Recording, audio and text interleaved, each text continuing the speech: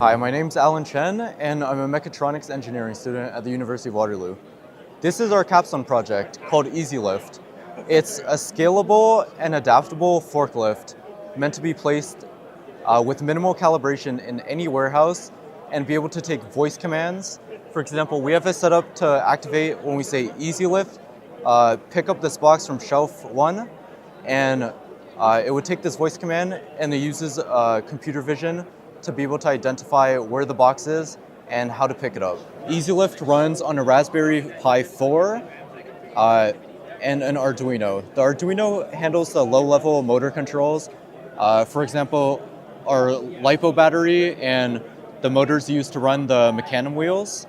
We also have a lift with an encoder to be able to determine how high to lift the fork, which we use a belt system.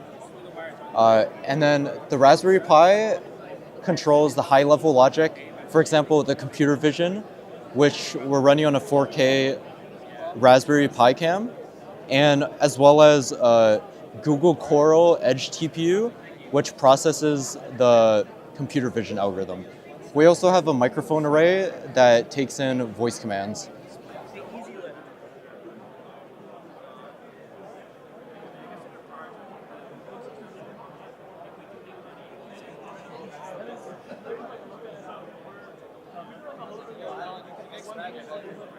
Oh, so basically we have the computer vision algorithm, which sees the pallet. It has a 3-stage algorithm of looking directly at the pallet, moving a specific distance, then it moves side to side until the perceived angle of the pallet becomes 0. And then it repeats these steps until all 3 conditions are fulfilled at the same time. And then we pick up the box. Hello, my name is Daniel, and we are Salico. We built an automatic harvester for sea asparagus. This is sea asparagus here. Okay. And we're working at the farm in Hawaii. So currently they pick sea asparagus by hand, and they want a way to upgrade that, to automate it. They've tried commercial harvesters, but the harsh blades on commercial harvesters do harm the plant.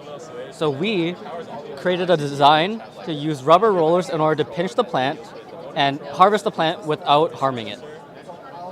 So that's what makes our design special. Sea asparagus is very unique in that it grows in salt water, and our design is adaptable to saltwater ponds as well as land.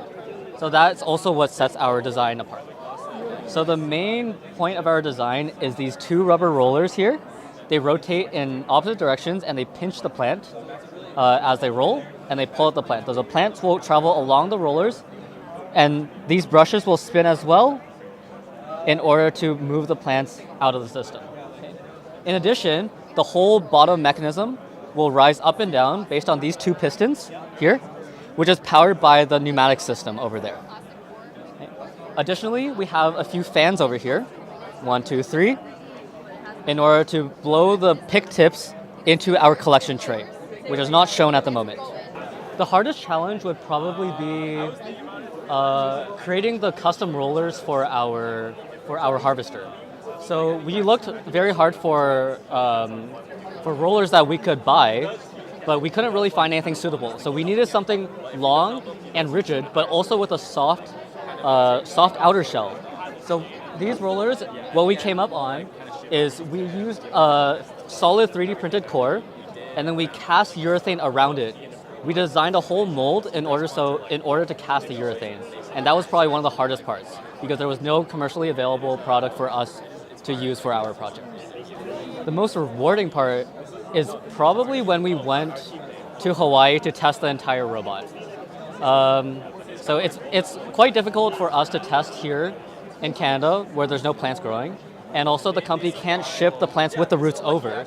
So when we actually go on the farm and test it and see that our design works as we expected, and we can make incremental changes on the farm in order to improve our design, that was probably one of the most rewarding parts of the entire experience.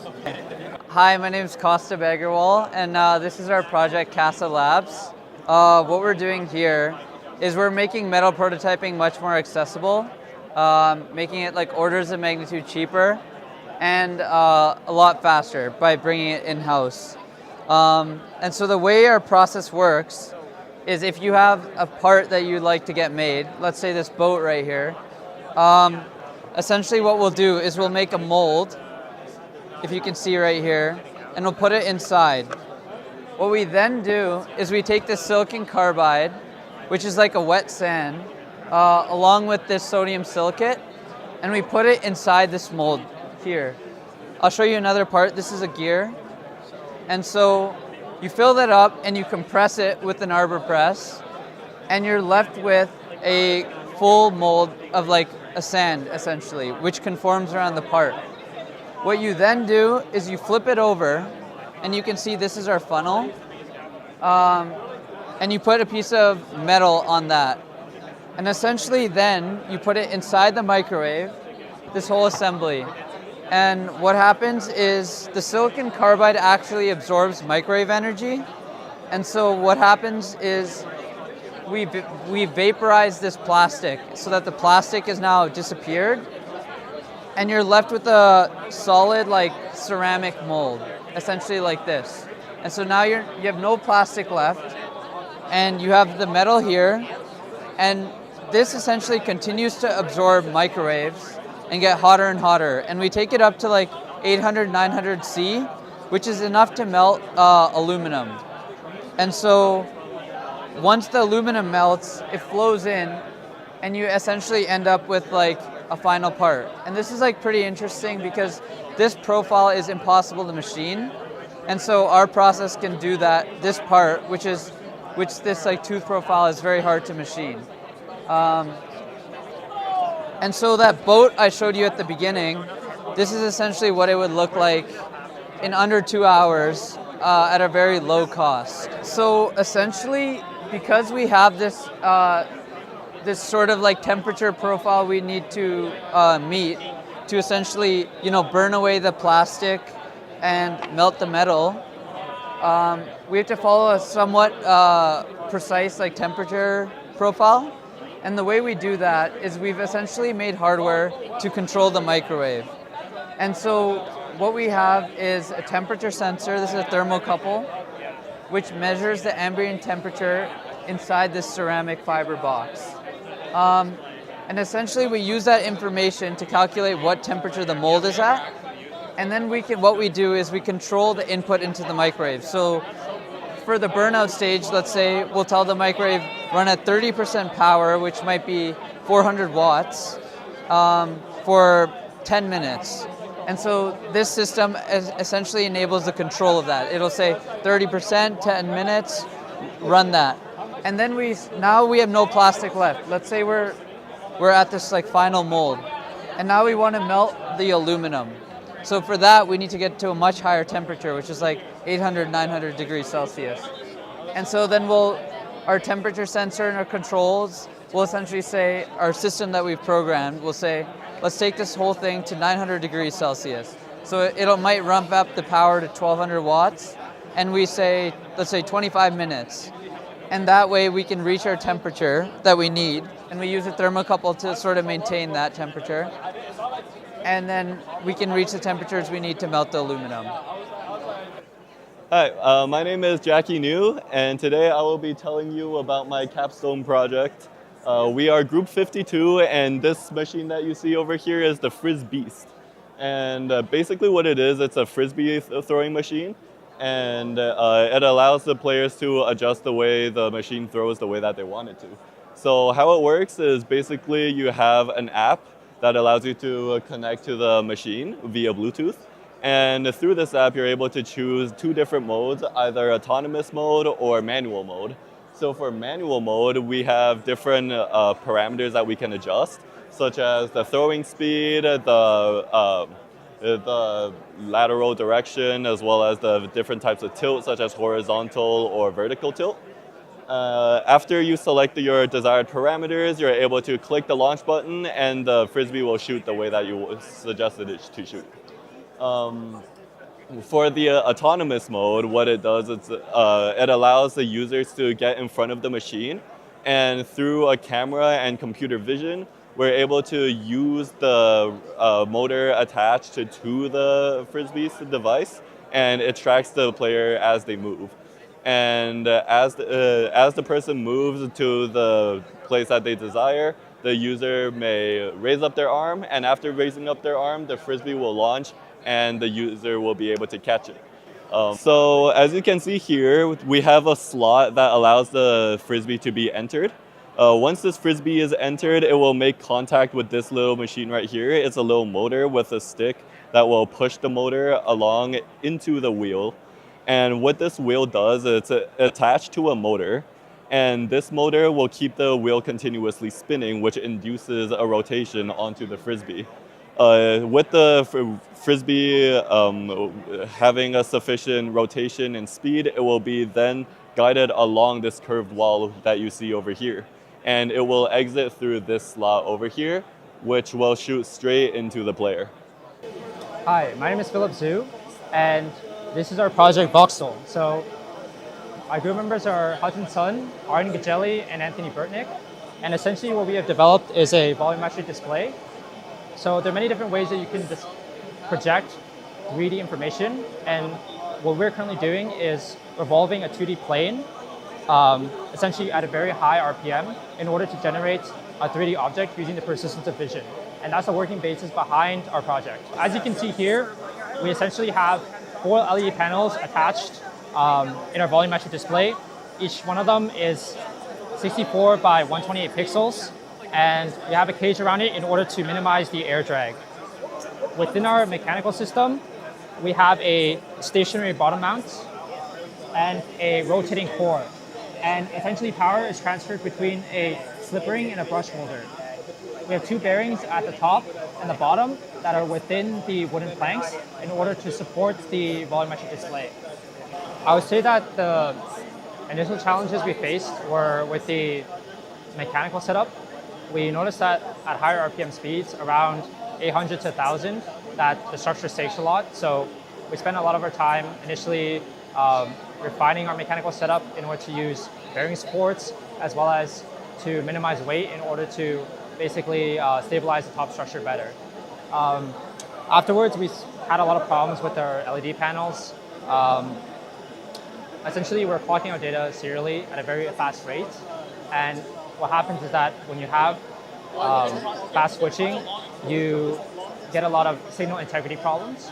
So we spent a lot of time making custom hardware and replacing chips in order to have a functioning LED display. So my name's Corey Smith, and our project is to redesign the shoulder joint for a humanoid robot. And this idea was given to us by Brandon at RoboHub, who knows a colleague working at the University of Calgary for the Ricci robot humanoid. The main advantages of this joint is that all the motors are within the chest cavity, which in normal humanoids, they have motors that are in series that go down a chain, and the top motor has to carry the weight of the downward motors. So in this configuration, you can get more payload capacity. It also mimics a ball and socket joint, because this internal gear here, or disc, rotates around like this. Okay, so this is the mechanism where it has 3 gears stacked on top of each other and different arm lengths. These are the links here, we call them. And it acts as like a gimbal system, as in the different arrangements of these arms here move this center disc to rotate the arm. All right, our Capstone project is a modular drone system which takes a payload, seen here on the bottom, and then overlays a spot on the first-person video feed where the payload is expected to be dropped upon release, at the moment of release. It's designed so that it can be attached to a wide variety of drones, both quadcopter and fixed-wing drones. That pretty much sums it up. There's a sensor suite that helps with the overlay. It determines the kinematic data and some of the transforms necessary to determine the drop location. So this is the module with the sensors like the accelerometers and gyroscopes that help us determine the location, the drop location of a payload at a single moment in time, this being the payload. This gimbal system then points its distance sensor at the expected drop location to make sure that it's correct and then does any relevant corrections. And if everything is all right, then the operator has the option of simply pulling back the solenoid here, electronically of course, and dropping the payload. Fusing all the sensor data to get accurate kinematic results was quite challenging. So stuff like determining angles from the gyroscope, which would drift, that was quite challenging. Yeah, there's definitely things you could improve. I think reliance on a flight controller rather than some of the external sensors we used would be beneficial, and potentially upgrading the servo motors to get more accurate gimbal system results would be definitely beneficial. Hey, my name is Mobeka Lulwadeshu, but I go by Becca for short.